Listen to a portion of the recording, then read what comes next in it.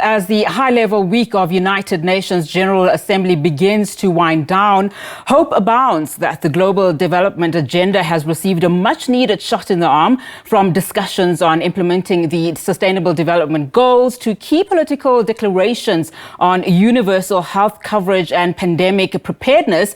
It remains an open question if the gathering has provided momentum to get the agenda back on track. But geopolitical divisions remain, from the coups in West Africa, the conflicts in Sudan and Ukraine, among others. For some reflections now, we speak to our UN correspondent, Sherwin Bryce-Pease. Thank you so much for your time, Sherwin. Well, it has been a big week in New York. Just what are some of the key takeaways with a few more days still to go, Sherwin? Unati, some people describe the UN General Assembly high-level week as diplomatic speed dating because there is so much going on, often at the same time. You prefaced it, right? The Sustainable Development Goals Summit, the Climate Ambition Summit, key meetings on universal health coverage, key meetings on pandemic preparedness. There was a preparatory meeting on what they call the Summit of the Future. The Summit of the Future is a big summit that will take place at next year's General Assembly, dealing with creating guardrails for things like artificial intelligence, which of course has bolted very fast ahead in terms of how quickly this technology is going to influence how humanity works and engages. But also some of the key words, right? Multipolarity, and the need, because of these different poles of power, the need for strong multilateral institutions. Let's talk about how important multilateralism is in terms of, for example, a political declaration on universal health coverage. The General Assembly adopting this declaration earlier this week, heads of state and government reaffirming that health is a precondition for the implementation of the 2030 Agenda for Sustainable Development,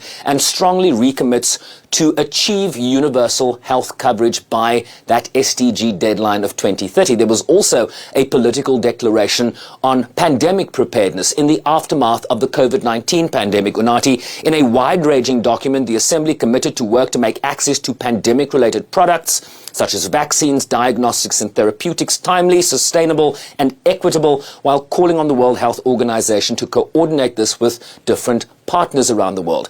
This was the Director General of the World Health Organization, Dr. Tedros Ghebreyesus, in the aftermath of that adoption. This is what he said. Watch. I'd like to start by thanking the President and all member states for endorsing the political declaration. This is a very historic day, and thank you so much indeed. We may be tempted to think that the COVID-19 pandemic is history, but history teaches us that COVID-19 will not be the last pandemic. The question we all face is whether we will be ready when the next one arrives.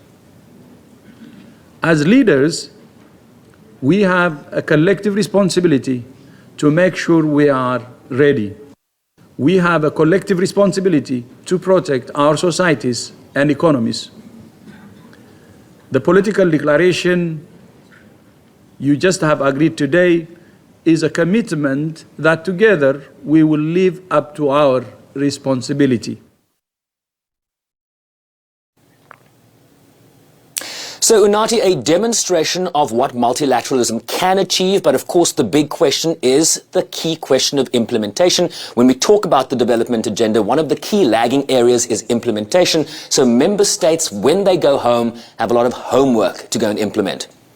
Well, Sherwin, one of the key meetings, of course, was a climate ambition summit convened by the Secretary General, where he warned that humanity had opened the gates of hell and that the globe was heading towards greater danger and instability, echoing frustration, I would imagine, that we increasingly see from developing nations when it comes to the means of implementation. Tell us a little bit more about that.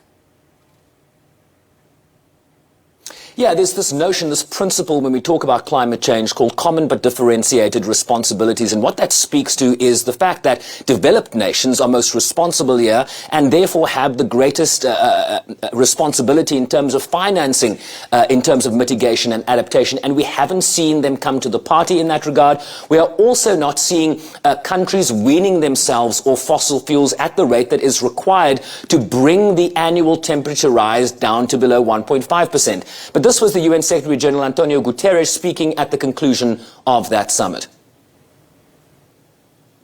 the geopolitical divides are still not allowing for what must be an historic compromise between developed economies and emerging economies that are the biggest emitters, to be able to come together respecting the principle of common differentiated responsibilities, but all recognizing that they need to do more, and they need to do more together, putting together their resources, and especially the technological resources that allow for the transition, to accelerate the transition that is required. What we have seen today is that there are companies and there are asset owners and other financial institutions that are already aligning their strategies or their portfolios with a 1.5 degrees strategy. And if these first doers and first movers can do it, everybody can do it. We need to create the right environment. We need to create, as it was said, the right ecosystem, but it is possible to do it. And really hoping that the Climate Ambition Summit, Unati, will really inform and spur the gathering in Dubai later this year. Of course, a key climate change summit, COP28, taking place in the United Arab Emirates later this year. We also know, of course, Sherwin, that Ukraine's President Volodymyr Zelensky was at the General Assembly in person for the first time since Russia's invasion of his country, attending a key Security Council meeting at the heads of state level as well. Has that intervention moved us any closer towards the prospects of negotiations and a possible ceasefire? Yeah, the problem is really the lack of reform in the UN Security Council. So while you saw this heads of state and heads of government meeting in the Security Council on Ukraine, President Zelensky appearing for the first time at the United Nations General Assembly in person since the Russian invasion of his country in February last year.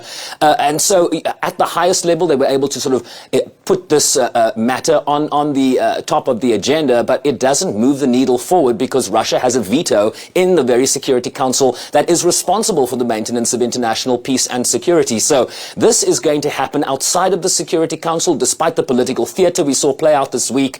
And, you know, I had a discussion with President Ramaphosa about this and the role that perhaps the BRICS can play. You have peace deals, peace plans from the African group, the African Peace Initiative. You have Brazil's peace plan. You have a China peace plan. So the question is, what leverage can the BRICS in their collective have on the Russian Federation and Ukraine to move this process forward? The Secretary General is very clear that he does not believe the window of opportunity has emerged yet for direct negotiations. But so the President of South Africa talking about building blocks, creating measures that will build confidence between the two parties. For example, the return of abducted children from Russia to Ukraine and prisoner swaps, which President Ramaphosa called for this to be sped up in the days ahead. So these building blocks are very important as this timeline proceeds in the year ahead towards possible direct negotiations. But unfortunately, we haven't reached that stage yet, Unati.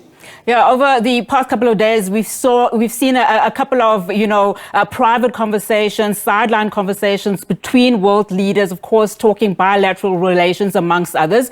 We have a few more days to go. What else can we expect in the days ahead?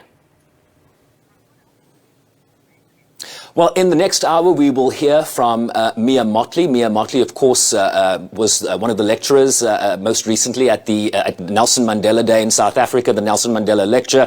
She is one of the chairs of the SDG advocates that the Secretary General appointed, and really a very, very great orator when it comes to the Sustainable Development Agenda. She will speak in the General Assembly in the next hour. And then, of course, we will also hear tomorrow from Sergei Lavrov, who is heading the Russian delegation here in the absence of President Vladimir Putin. He will address the General Assembly. Of course, the big issue, the grain deal, the stalled grain deal, and of course, peace in Ukraine. And then he also does this annual press conference with the International Press Corps here. So certainly looking forward to what the Foreign Minister of the Russian Federation might have to say.